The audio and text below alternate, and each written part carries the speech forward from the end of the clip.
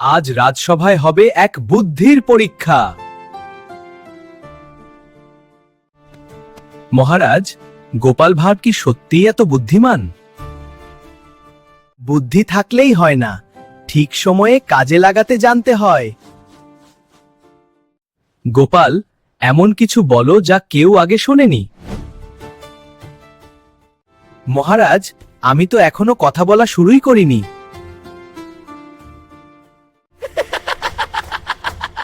এটা আবার কি রকম উত্তর?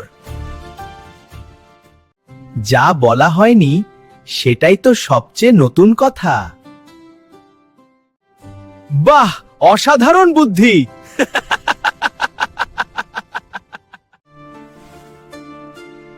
গোপাল ভাঁড় আবার জিতে গেল। বুদ্ধি থাকলে ভাঁড়ও জয়ী হয়। গোপাল, তুমি আমাদের গর্ব। বুদ্ধির জয় সব সময় সত্য।